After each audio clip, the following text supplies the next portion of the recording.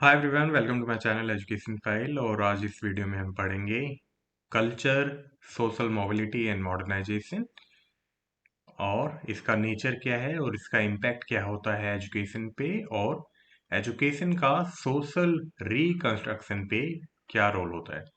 तो ये particular topic है इलाहाबाद यूनिवर्सिटी में बीएड के अंदर। ये टॉपिक है philosophy and sociology of education. तो आप प्लीज़, अगर आप इलाहाबाद यूनिवर्सिटी से बीएड कर रहे हो तो आप ये वीडियो देख सकते हो, या बाकी किसी यूनिवर्सिटी में ये टॉपिक हो तो आप देख सकते हो। तो मैंने इसकी प्लेलिस्ट बना दी है। आप इसमें जाके जो भी ऑलरेडी वीडियोज अपलोडेड है ना फिलॉसफी से या सोशोलॉजी से रिलेटेड, तो वो इस प्लेलिस्ट में है। बाकी जो टॉपिक्स रह गए हैं इस सब्जेक्ट से, तो मैं ट्राई कर रहा हूँ कि मैं उनको अपलोड कर दूँ। ठीक है। तो आई होप आपको ये वीडियो हेल्पफुल लगेगा, आपको हेल्प होगी आप अपने एग्जाम में। बाकी तो देखो, ये सभी टॉपिक्स ऐसे हैं कि इनके बारे में बहुत ज़्यादा पढ़ा जा सकता है इंडिविजुअली, लेकिन you are preparing for exams, तो उस वे से पढ़ लो। बाकी आप एग्जाम के बाद अपनी नॉलेज के लिए बाकी चीज़ें पढ़ते रहना। ठीक है। तो जल्दी से स्टार्ट करते हैं। वीडियो अच्छा लगे तो प्लीज़ लाइक करना, चैनल को सब्सक्राइब करना, अपने दोस्तों के साथ शेयर करना। ठीक है। चलिए। तो बेसिकली देखो क्या है कल्चर, सोशल मोबिलिटी और मॉडर्नाइजेशन। सोसाइटी में जब ये सभी चीजें होती है ना, तो सिंपल सी बात है, ये आपस में बहुत ज्यादा इंटरकनेक्टेड कॉन्सेप्ट है। ठीक है। और एक दूसरे को या सोसाइटी में जो भी चीजें हैं उनको बहुत हद तक इन्फ्लुएंस करते हैं, या ओवरऑल एजुकेशन सिस्टम को बहुत हद तक इन्फ्लुएंस करते हैं, है ना। अगर हम कल्चर की बात करें तो कल्चर भी हमें मदद करता है एजुकेशनल ऑब्जेक्टिव्स एंड गोल बनाने के लिए। सोशल मोबिलिटी आती है तो शिक्षा का स्तर या शिक्षा पे भी इन्फ्लुएंस पड़ता है, क्योंकि लोग अवेयर हो जाते हैं, एजुकेशन को एक्सेस कर सकते हैं, इक्विटी इक्वेलिटी चाहते हैं। मॉडर्नाइजेशन की बात करें या टेक्नोलॉजिकल एडवांसमेंट की बात करें तो वो भी शिक्षा को इन्फ्लुएंस करता है। तो ये सभी क्या है ना, आपस में बहुत ज़्यादा इंटरकनेक्टेड है। तो हम वन बाय वन पढ़ते हैं कि पहले कल्चर के बारे में पढ़ेंगे कि उसका नेचर क्या है, वो कैसे एजुकेशन को इम्पैक्ट करता है। देन सोशल मोबिलिटी को पढ़ेंगे, देन मॉडर्नाइजेशन को पढ़ेंगे, देन ओवरऑल एजुकेशन का रोल देखेंगे सोशल रिकंस्ट्रक्शन में। ठीक है। तो सबसे पहले पढ़ते हैं कल्चर। तो कल्चर को अलग अलग वे में डिफाइन किया गया है, या सिंपली हम कल्चर को मान सकते हैं कि कल्चर क्या है। सोशल बिहेवियर्स हैं, नॉर्म्स हैं, बिलीफ हैं, नॉलेज है, आर्ट है, लॉज हैं, कस्टम्स हैं, कैपेबिलिटीज हैं, हैबिट्स हैं, एक पर्टिकुलर ग्रुप ऑफ पीपल की। है ना। सपोज करो हम इंडियन हैं, या हम अगर और छोटे लेवल पे जाए कि एक सिटी के लोगों का कल्चर अलग है ना, दूसरे सिटी के लोगों का कल्चर अलग है। अगर हम स्टेट की बात करें तो एक स्टेट में लोगों का कल्चर अलग है ना, दूसरे स्टेट में अलग है। ओवरऑल अगर हम इंडियंस की बात करें तो इंडियन कल्चर अलग है, फॉरेन कल्चर अलग है ना, या वेस्टर्न कल्चर अलग है, या यूरोपियन कल्चर अलग है। तो क्यों अलग है? क्योंकि सभी में उनके अकॉर्डिंग सोशल बिहेवियर्स हैं, उनके अकॉर्डिंग नॉर्म्स हैं, उनके अकॉर्डिंग बिलीफ है ना। उनके अकॉर्डिंग जो नॉलेज को एक्वायर करने की प्रोसेस है या नॉलेज है वो डिफरेंट है। उनके आर्ट फॉर्म अलग हैं, राइट। उनके लॉज अलग हैं, उनके रीति रिवाज या कस्टम्स अलग हैं, उनकी क्षमताएं अलग हैं। और वो पर्टिकुलर ग्रुप ऑफ पीपल को शो करती है, या उन पर्टिकुलर ग्रुप ऑफ पीपल्स में ये सभी चीजें डिफरेंटली होती हैं। ठीक है। इन्हीं को कल्चर कहते हैं। कल्चर वैसे तो अपने आप में ही क्या है, वे ऑफ लाइफ है, कि किस तरह से हम बोलते हैं, किस तरह से हम कपड़े पहनते हैं, कैसे हम पूजा अर्चना करते हैं, वो सभी क्या है, कल्चर का ही पार्ट है। ओके। तो कल्चर क्या है, लैटिन टर्म से आया है कल्ट या कल्टस से, जिसका मतलब है टिलिंग या कल्टीवेट करना, और रिफाइनिंग एंड वर्शिप। तो इसका मतलब है, आप एग्जाम में लिख देना अगर आपका पेपर सब्जेक्टिव है। तो कल्चर को और क्या कहा गया है कि क्या खाना खाते हैं, कैसे खाते हैं, इवन लैंग्वेज क्या बोलते हैं, कैसे बोलते हैं, कैसे कपड़े पहनते हैं, कैसे हम पूजा करते हैं, ये सभी चीजें क्या है, कल्चर की ही कल्चर के ही एस्पेक्ट्स हैं। ओके। देन कल्चर को हिंदी में क्या कहते हैं, अगर हम इंडियन कंटेक्स्ट की बात करें, संस्कृति। ठीक है। तो संस्कृति जो टर्म है वो रूट वर्ड से आई है क्री। क्री से। क्री का मतलब क्या है? To do. ठीक है, संस्कृत लैंग्वेज में ये इसका मतलब है। तो क्री धातु से या क्री रूट से तीन और वर्ड आए हैं। पहला क्या है? प्राकृति, बेसिक मैटर और कंडीशन। ठीक है। देन प्राकृति और रिफाइन हो जाती तो क्या कहते हैं उसको? संस्कृति, रिफाइंड मैटर और कंडीशन। और जब ये मॉडिफाई या डीके हो जाती तब इसको कहते हैं विकृति। ठीक है। तो इनको याद रखना। इसमें क्या है लिखा है कि जब प्रकृति रिफाइन होती है तो वो संस्कृति बन जाती है। ठीक है। लेकिन जब हम प्रकृति को डैमेज करते हैं देन वो बन जाती है विकृति। है ना? आपने बहुत टर्म सुनी होगी फिल्मों में कि हमारे समाज में विकृति आ गई है ना? तो वो क्या होता है, जो भी बेसिक मैटर या कंडीशन है ना, जो अवस्था है वो डैमेज या मॉडिफाई हो जाती है। राइट। तो ये कुछ रिलेशन है संस्कृत वर्ड से, इसको आप एग्जाम में लिख देना अगर लिखना चाहो तो। देखो ये अपने आप में ना टॉपिक इंडिविजुअली पढ़ने लायक हैं, इंडिविजुअली रिसर्च के टॉपिक हैं, है ना? तो हमें केवल एग्जाम के लिए प्रिपरेशन करनी है, तो प्लीज उसी वे से इसको पढ़ना, है ना? क्योंकि बहुत ज्यादा पढ़ोगे तो बाकी चीजें आपकी छूट जाएंगी। चलो देन नेचर की बात करें। नेचर कैरेक्टरिस्टिक एक ही चीज होती है, विशेषताएं, है ना? तो कल्चर क्या है? लर्नड है, एक्वायर किया जा सकता है, सीखा जा सकता है। हम अपनी फैमिली से सीखते हैं, मीडिया से सीखते हैं। मीडिया मतलब television, TV, radio, mobile phone, social media, सब कुछ उसमें आ जाता है। हम अपने नेबर से सीखते हैं, अपनी सोसाइटी से सीखते हैं, अपने पीयर से सीखते हैं। ठीक है। तो कल्चर क्या है? एक्वायर किया जा सकता है। और इसीलिए शिक्षा में इसको हम पढ़ रहे हैं, शिक्षा से रिलेट करके पढ़ रहे हैं। क्यों? क्योंकि जब कल्चर एक्वायर किया जा सकता है तो हमें ऐसी सोसाइटी बनानी है, हमें ऐसा कल्चर का इनकलकेट करवाना है जिससे जो इंडिविजुअल हैं या सोसाइटी के मेंबर्स हैं अच्छी चीजें ही सीखे। ठीक है। देन कल्चर क्या है? डायनेमिक है, टाइम के अकॉर्डिंग चेंज होता है। हम सभी तरह की एक्टिविटी नहीं करते हैं ना। हमारा पीयर चेंज होता है, हमारी एक्टिविटी चेंज हो जाती है। सपोज नेबरहुड के आसपास हमारे दोस्त हैं, हमारी जो बिलीफ है, हमारे नॉर्म्स हैं, जो हमारी एक्टिविटी है वो डिफरेंट होगी।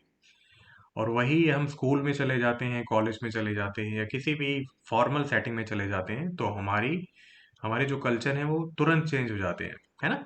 तो ये क्या है? डायनेमिक है, टाइम के अकॉर्डिंग चेंज होते हैं, प्लेस के अकॉर्डिंग चेंज होते हैं। कल्चर क्या है? शेयर्ड है, मतलब आपस में लोग आपस में शेयर करते हैं, है ना? और जब शेयर करते हैं तो एक दूसरे से वो भी चीजें सीखते रहते हैं। तो ये भी एक कैरेक्टरिस्टिक है। कल्चर क्या है? मैन मेड है। ऐसा नहीं है पहले से ही आ गया, मैन मेड है। मतलब एक सोसाइटी के लोगों का कल्चर हो सकता है डिफरेंट, मतलब अलग अलग सोसाइटी के लोगों का कल्चर हो सकता है डिफरेंट हो।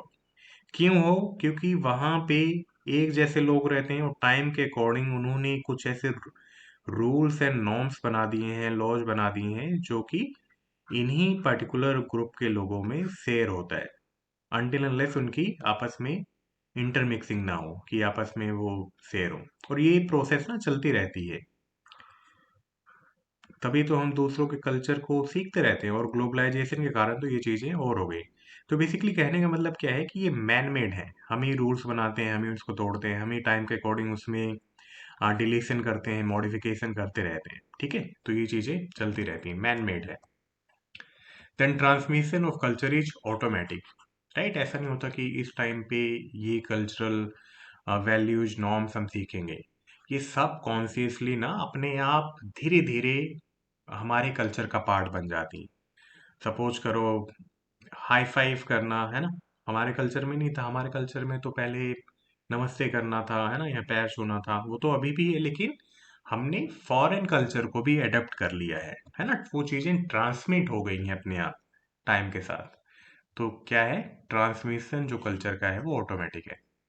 देन कल्चर क्या है? बहुत सारी चीजों से भी इन्फ्लुएंस होता है कि कैसी ओवरऑल सोसाइटी है, कैसी इकोनॉमी है, कैसी पॉलिटिक्स है, कैसा रीजन है, कौन सी जगह पे रहते हैं। ये सभी चीजें बहुत ज्यादा हद तक कल्चर को इन्फ्लुएंस करती हैं। ओके। देन कल्चर क्या है? Generation to generation pass on होता रहता है। जनरेशन टू जनरेशन जब पास ऑन होता रहता है तो कुछ चीज़ें नई ऐड ऑन हो जाती हैं, कुछ चीज़ें डिलीट हो जाती है ना? ये नॉर्मल प्रोसेस है, ये होता ही रहता है। देन कल्चर क्या है? इंटीग्रेटेड है। ऐसा नहीं है कि कल्चर में केवल सिंगल फैक्टर है ना? इसमें डिफरेंट एस्पेक्ट्स हैं, वैल्यूज हैं, बिलीफ हैं, हैबिट्स है, लैंग्वेज है, क्लोथिंग का पैटर्न है, वर्शिपिंग का पैटर्न है, सब कुछ इंटीग्रेट हो गया है और उसी को हम क्या कहने लगे? कल्चर कहने लगे। कल्चर क्या है? डाइवर्स है ना? क्योंकि हमें पता है जब सिंगल फैक्टर नहीं है और डिफरेंट डिफरेंट चीजें हैं तो अपने आप इसमें बहुत ज्यादा डाइवर्सिटी है, राइट? चलो, कल्चर का एजुकेशन पे क्या इम्पैक्ट है? देखो, जब हम करिकुलम बनाते हैं तो करिकुलम को दो लेंसेज से या तीन लेंसेज से गुजारा जाता है, तो उसका मतलब है कि philosophical lenses, psychological lenses and sociological lens, ठीक है? तो इसमें होता क्या है कि फिलॉसफी की भी चीजें उसमें, सोशोलॉजिकल एंड साइकोलॉजिकल,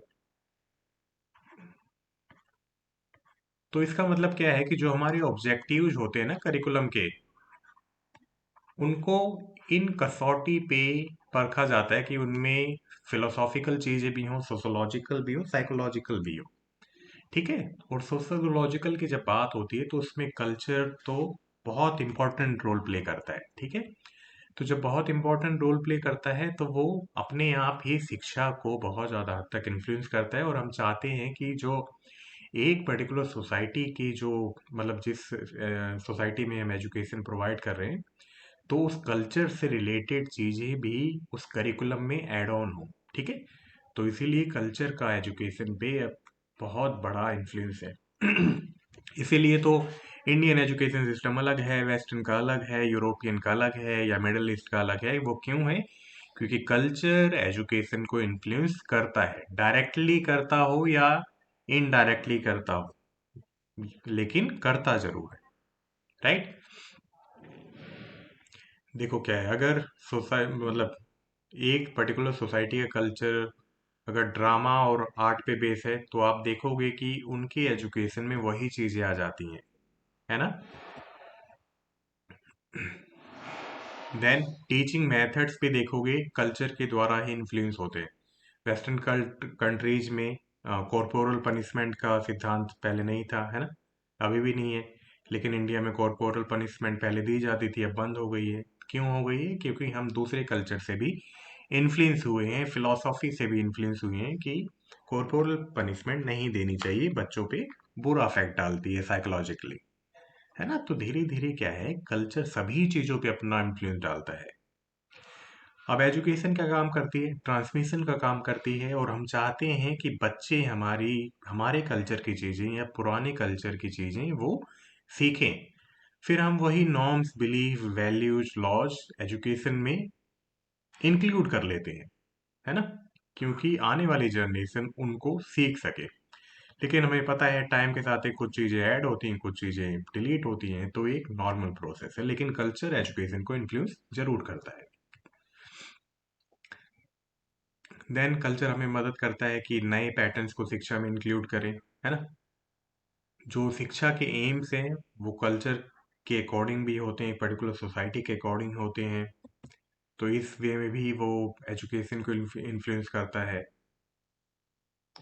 और कल्चर इसलिए भी इम्पोर्टेंट है, इसलिए भी कल्चरल एस्पेक्ट्स को शिक्षा में डाला जाता है, क्योंकि बच्चा अपने आप को कनेक्टेड फील करे। अब सोचो, अगर मैं सपोज हम इंडिया में रह रहे हैं और हमारे एजुकेशन में वैसी चीज़ें ना हो, इंडिया से रिलेटेड चीज़ें ना हो, तो हम बहुत डिस्कनेक्टेड फील करेंगे ना? तो हम सेम सी दिखने वाली चीज़ें ही एजुकेशन में भी इंक्लूड कर देंगे। क्यों? क्योंकि जब हम स्कूल में जाएं तो अपने आप को वहीं का समझे, बाहर का ना समझें। इसको एक टर्म के द्वारा आप समझा सकते हैं कि इसको कहते हैं कल्चरली रिस्पॉन्सिव टीचिंग। इसका मतलब क्या है कि टीचर्स को ये सिखाया जाता है कि आप बच्चों के बैकग्राउंड को भी समझे। बच्चों के बैकग्राउंड को क्यों समझे? कि वो किस कल्चर से आया है। इसको सीआरटी कहते हैं, ठीक है? तो जब बच्चे आप मतलब ये समझते हैं कि जो टीचर बात कर रहा है वो तो मेरे कल्चर से रिलेट करती है ना, या स्कूल में जो चीज़ें हैं वो हमारे बैकग्राउंड से बहुत ज़्यादा रिलेट करती हैं, तो जब वो अपने आप को कनेक्टेड फील समझेगा ना, तो वो अपने आप को और ज़्यादा सहज पाएगा, ठीक है? अपने आप को और ज़्यादा कनेक्टेड फील करेगा। तो इसीलिए हम कल्चरल एनवायरनमेंट को सेम रखना चाहते हैं, अपनी सोसाइटी से रिलेट करके पढ़ाना चाहते हैं। चलो देन पढ़ते हैं सोशल मोबिलिटी के बारे में। तो सोशल मोबिलिटी आपको पता ही है कि जब कोई इंडिविजुअल या और फैमिली अपवर्ड या डाउनवर्ड जो सोशल स्ट्रक्चर है, जो एक हायरार्की बना रखी है कि, है ना, हायरार्की क्या है कि लोअर क्लास, मिडिल क्लास, है ना, अपर क्लास, कि जब इसमें मूवमेंट होता है या वो हॉरिजॉन्टली भी हो सकता है, तो जब हम एक सोशल स्ट्रक्चर से दूसरे सोशल स्ट्रक्चर में जाते हैं, then it is referred as social mobility, है ना। ये हो सकता है वर्टिकल हॉरिजॉन्टल हो सकता है इंट्रा जनरेशनल हो सकता है इंटर जनरेशनल हो, तो इसकी अलग अलग टाइप है। वर्टिकल तो क्या है कि या तो अपवर्ड मूवमेंट हो रही है या डाउनवर्ड मूवमेंट हो रही है। हॉरिजॉन्टल क्या है कि सपोज आप सपोज करो मैं एक वेज वर्कर हूँ किसी एक इंडस्ट्री में, है ना, लेकिन मैं कहीं बाहर गया, लेकिन मैं स्टिल यही काम कर रहा हूँ, लेकिन मेरी इंडस्ट्री चेंज हो गई है ना, लेकिन मैं हूँ फिर भी वेज वर्कर, तो ये क्या है, हॉरिजॉन्टल है। इंटर जनरेशनल क्या है कि सपोज किसी के फादर रिक्शा चलाते थे और बेटा आईएएस ऑफिसर बन जाए, प्रोफेसर बन जाए, या कोई बड़ी पोस्ट पे लग जाए, तो ये क्या है, इंटर जनरेशनल है। इंट्रा जनरेशनल में क्या होता है, इंट्रा जनरेशनल में क्या है कि सपोज क्लर्क था, देन मेरी प्रमोशन हो गई और मैं सुपरिटेंडेंट बन गया, ठीक है, या रजिस्ट्रार बन गया, दैट इज इंट्रा जनरेशनल की एक ही जनरेशन में, राइट। तो ये कुछ टाइप्स हैं, इनके बारे में अगर और अच्छे से पढ़ना है तो आप सोशोलॉजी की बुक्स में जाके पढ़ सकते हो, ठीक है। देन सोशल मोबिलिटी का अगर नेचर देखें तो ये क्या है, सोशल मोबिलिटी क्या है ना, ग्रेजुअल प्रोसेस है। ऐसा नहीं होता कि फिल्मों की तरह एकदम से सोशल मोबिलिटी आ गई और अमीर से बिल्कुल गरीब से अमीर बन गए या अमीर से बिल्कुल गरीब बन गए, है ना। तो ये स्लो रेट पे होता है, एक ग्रेजुअल प्रोसेस है, धीरे धीरे चीजें होती है ना। बहुत रेयर चांस है कि एकदम से हो जाए। ये क्या है, can occur in both direction, upward भी हो सकती है, डाउनवर्ड भी हो सकती है, लेकिन डाउनवर्ड कम होती है अगर हम कंपेयर करें। देन है कि एजुकेशन एंड वोकेशनल ट्रेनिंग बहुत ज़्यादा हद तक मदद करते हैं सोशल मोबिलिटी में, मीन्स अपवर्ड मूवमेंट में ज़्यादा मदद करते हैं, है ना। जितना अच्छा आप एजुकेशन लोगे, क्वालिटी एजुकेशन, वोकेशनल स्किल्स होंगी, आपकी सोशल मोबिलिटी होने का चांस उतना ही ज़्यादा है। Then degree of competition, degree of competition क्या है, डिग्री ऑफ कंपटीशन में ये है कि ये हायर क्लास में कंपटीशन ज़्यादा होता है as compare to lower classes, ठीक है। देन है कि there is up more upward movement than lower, कि लोअर मूवमेंट कम होती है, कि डाउनवर्ड मूवमेंट कम होती है, अपवर्ड मूवमेंट मोस्टली ज़्यादा होती है। देन इसका इम्पैक्ट क्या आता है, इम्पैक्ट ये आता है कि जो जब सोशल मोबिलिटी होगी, एक हायरार्की से दूसरी हायरार्की में जाएंगे, दूसरे स्ट्रेटा में जाएंगे, दूसरे लेवल पे जाएंगे, तो एक्सेस टू एजुकेशन और ज़्यादा एनहेंस होगा, ठीक है, अगर अपवर्ड मूवमेंट है। अगर डाउनवर्ड मूवमेंट है तो वो हो सकता है डाउनग्रेड भी हो, लेकिन मोस्टली अपवर्ड मूवमेंट ज़्यादा होता है। एजुकेशन की एक्सेसिबिलिटी और बढ़ जाती है, क्वालिटी एजुकेशन की एक्सेसिबिलिटी बढ़ जाती है, स्किल्स और ज़्यादा एक्वायर करने लगते हैं, और ज़्यादा नॉलेज हासिल करने लगते हैं, और ज़्यादा क्वालिफिकेशन हासिल करने लगते हैं, ताकि एम्प्लॉयमेंट अपॉर्चुनिटी ज़्यादा अच्छे से हो, है ना। जब सोशल मोबिलिटी अपवर्ड मूवमेंट में होती है, देन इक्वल अपॉर्चुनिटीज के लिए भी हम आवाज़ उठाने लगते हैं कि हमें भी ये राइट्स चाहिए, है ना। पहले नहीं था हमारे पास, हम पढ़े लिखे नहीं थे या हमें नॉलेज नहीं थी, लेकिन अब हम इस पर्टिकुलर स्टेटा में हैं, तो हमें इक्वल राइट्स, इक्वल अपॉर्चुनिटीज चाहिए। देन एजुकेशन पॉलिसी, जब हमारे पास पावर होती है तो हम अपनी राय भी देते हैं, हम भी चाहते हैं कि एजुकेशन पॉलिसीज में हमारे अकॉर्डिंग भी काम हो, हमारी सोसाइटी के अकॉर्डिंग भी काम हो, ठीक है। देन सोशल बैरियर्स को ख़त्म करने में मदद करती है ना। एक सोशल कोहेसन लेके आती है। कोहेसन होता है कि आपस में भाईचारा बढ़ना, है ना, आपस में एक कोहेसन होना, एक लगाव होना। कोहेशन बेसिकली क्या है, एक कनेक्टिंग फोर्स है ना। तो ये माना गया है कि जब सोशल मोबिलिटी सोशल बैरियर्स को खत्म करने में भी मदद करती है। देन मॉडर्नाइजेशन की बात करें तो मॉडर्नाइजेशन का मतलब या डेफिनेशन ये है कि सिंपली इंडस्ट्रियल डेवलपमेंट है ना। क्योंकि मॉडर्नाइजेशन इंडस्ट्रियल डेवलपमेंट के कारण ही आया है। आधुनिकरण, सभी चीज़ों में आधुनिकरण हुआ है।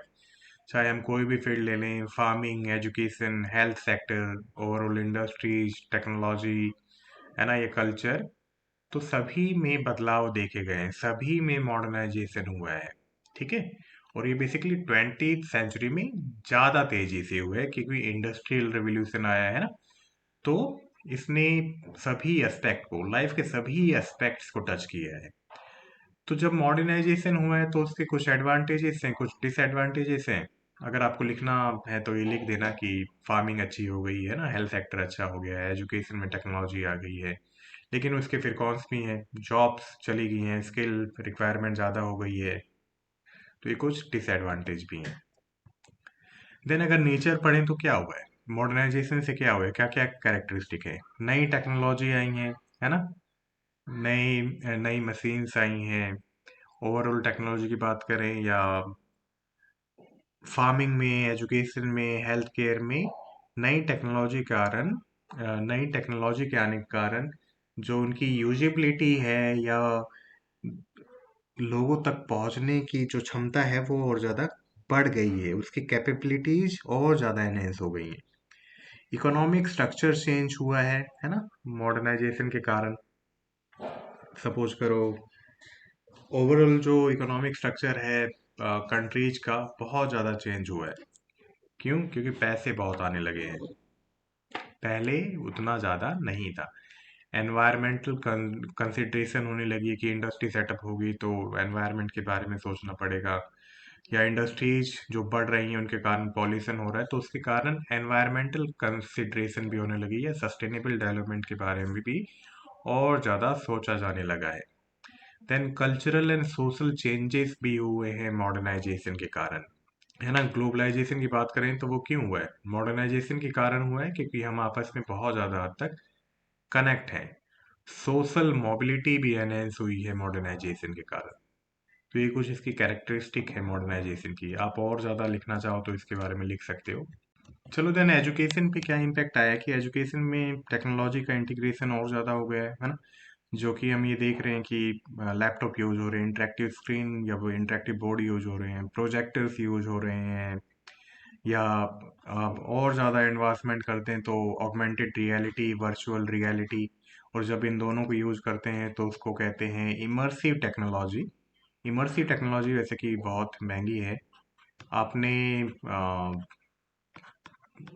वेगस आई का नाम सुना होगा ना, लास वेगस में जो एक स्पेरिकल, उसको पूरा इंटरेक्टिव बनाया गया है। तो वो एक एग्जांपल है इमर्सिव टेक्नोलॉजी का। उसमें क्या होता है ना, जैसा ही विजुअल चलता रहता है उसी के अकॉर्डिंग सेंट रिलीज किए जाते हैं। सपोज यहाँ पे फ्लावर दिखाए जा रहे हैं इस बड़ी स्क्रीन पे या ओवरऑल पूरी स्क्रीन पे, तो उसी से रिलेटेड सेंट रिलीज हो जाता है, उसी से रिलेटेड ऑर्डर रिलीज हो जाता है। ठीक है। एनवायरनमेंट उसी के अकॉर्डिंग मेंटेन हो जाता है। ओवरऑल पूरी स्क्रीन पे, पूरे स्पेयर पे वही चीजें दिखने लगती हैं, आपकी चेयर्स उसी तरह से वाइब्रेट करती हैं। तो ये एक इमर्सिव टेक्नोलॉजी का बहुत ही बेहतरीन एग्जाम्पल है। ठीक है।